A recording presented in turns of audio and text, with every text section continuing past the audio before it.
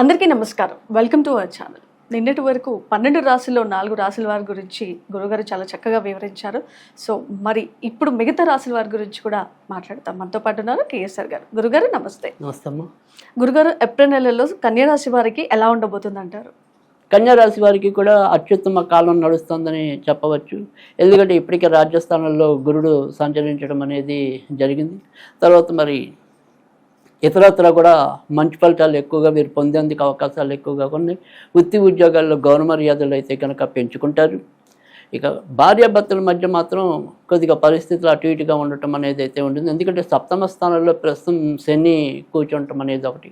తర్వాత ఈ రాశి ఏదైతే రాశికి అధిపతి ఉంటాడో ఆయన కూడా ప్రస్తుతం అయితే కనుక మరి షష్టమ స్థానంలోనే సంచరించడం అనేది, తర్వాత కూడా నీచ స్థానానికి చేరుకోవటం అనేది ఉంటుంది. కనుక వీరు వ్యక్తిగతంగా ఏదైతే మానసిక స్థితి, ఈ మానసిక స్థితి అనేది గజిబిజి లేకుండా చూసుకోవాలి. అంటే మనం ఏదైతే కావాలని కోరుకుంటున్నామో దాని మీదే ఫోకస్ పెట్టడం అనేది అవసరం. కానీ వీళ్ళకి ఏంటంటే క్షణం ఒక రకమైన ఆలోచనలు ఉంటాం, మరో క్షణం మరో రకమైన ఆలోచనలు ఉంటాం.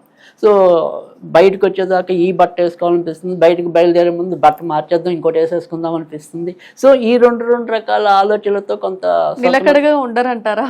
కొద్దిగా ఈ నెల అలా గజిబిజిగా ఉండటం అనేది జరుగుతుంది. ఈ నెలే కాదు, తర్వాత వచ్చే మే నెల కూడా ఇంచుమించు అలానే ఉంటుంది. ఎందుకంటే బుధుడు ప్రస్తుతం 6వ ఇంట్లోను, తర్వాత నీచ స్థానంలోకి సంచరించడం అనేది ఉంటుంది. ప్రస్తుతం రాహుతో కలిసాడు కాబట్టి ఈ గజిబిజి అనేది ఎక్కువగా ఉండటం అనేది ఉంటుంది.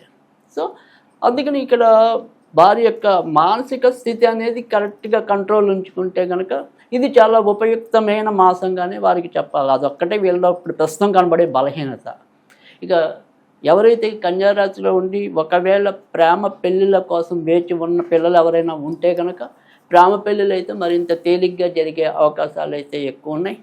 పెద్దలు కుదిర్చే వివాహాల్లో ఎక్కడెక్కడ కొద్దిగా సంబంధాలు బాగా గట్టిగా కృషి చేస్తే తప్ప అవ్వని పరిస్థితి కనిపిస్తుంది. ఇక విద్యార్థులు ఖచ్చితంగా వారు అనుకున్న లక్ష్యాలను అయితే కనుక చేరుకోవటం అనేది అయితే ఉంటుంది. తర్వాత రియల్ ఎస్టేట్ వ్యాపారంలో ఉన్న వారికి, ఎముకలు నరాలు కీళ్ళకి సంబంధించిన వైద్యులకి ఈ మాసం చాలా అత్యుత్తమంగా ఉండటం అనేది అయితే జరుగుతుంది. కనుక ఏప్రిల్ నెల అనేది కేవలం వాళ్ళ యొక్క మానసిక స్థితి వల్ల వచ్చే ఇబ్బందులు కంట్రోల్ చేసుకుంటే మిగతా అంతా బాగుంటుంది. ఆర్థికంగా ఎలా ఉందంటారు? ఆర్థికంగా కూడా ఖచ్చితంగా అనుకున్నట్టుగా ధనం లభించడం అనేది అయితే ఉంటుంది. ప్రస్తుతం అందులో వీరి యొక్క ధనాధిపతి భాగ్యాధిపతి కూడా ప్రస్తుతం అయితే కనుక ఊర్చలో సంచరించడం అనేది అయితే జరుగుతుంది. కనుక అవసరానికి ఎలాంటి ఇబ్బంది లేకుండా ధనం సర్దుబాటు అవటం అనేది అయితే కనిపిస్తుంది. తర్వాత ఇదే నెలలో వీళ్ళు ఏదైనా సరే పెట్టుబడులు పెట్టడానికి, అంటే బంగారం మీద కానీ భూముల మీద కానీ ఇలా దేని మీదైనా సరే, లేదా వారి యొక్క లగ్జరీస్ అంటే చతుర్చక్ర వాహనాలు అనుకోండి, ఇలా ఏవైతే కార్లు ఇలాంటివి ఏవైతే ఉంటాయో అలాంటివి ఏవైనా సరే వ్యక్తిగత సౌకర్యాలు పెంచుకోవాలన్నా కూడా ఇది అనువైన మాసం. కనుక వాటికి సంబంధించిన ప్రయత్నాలు అయితే కనుక నిరభ్యంతరంగా చేసుకోవచ్చు. గురుగారు, కన్యా రాశి వారికి ఎలాంటి రత్నాన్ని ఉపయోగిస్తే మంచి ఫలితాలు అందుతాయి?